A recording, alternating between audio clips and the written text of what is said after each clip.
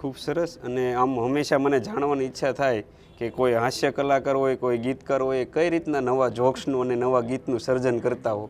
આપના દર પ્રોગ્રામમાં કંઈક નવી વાત, નવા જોક્સ હોય, તો કઈ રીતના તમારા મનમાં એ વિચાર આવે ને સર્જન કરો?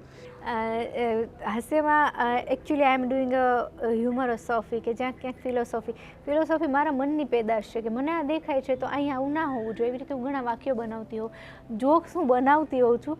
બધા એમ કહેતા હોય કે ઓબ્ઝર્વેશન કરવાથી જોક્સ મળી જાય. નો ડાઉટ મળતા જ હોય છે. તમે જે જોઈ શકો છો હું એ જ જોઈ શકું છું, પણ એમાંથી જોક્સ એ મારી પ્લસ હું બહુ જ રિસર્ચ કરું છું જોક્સ પાછળ, કે બહુ સરળતાથી બધા એમ કહેતા હોય કે બહુ સરળતાથી જોક્સ મળી જાય, તો ના, હું એવું નથી કહેતી. મને સરળતાથી જોક્સ નથી મળતા.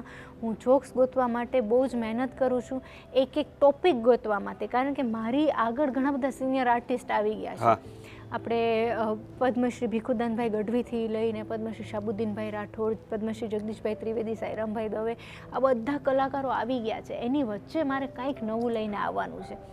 તો હું એ બધાની સ્ક્રિપ્ટ જોઉં છું, એ કોઈ નથી બોલ્યું એવા સબ્જેક્ટ ઉપર હું મહેનત કરું છું કે રિસન્ટલી શું ચાલે છે સમાજમાં, નવું પીરસવું પડતું એમાંથી હોય છે. મારે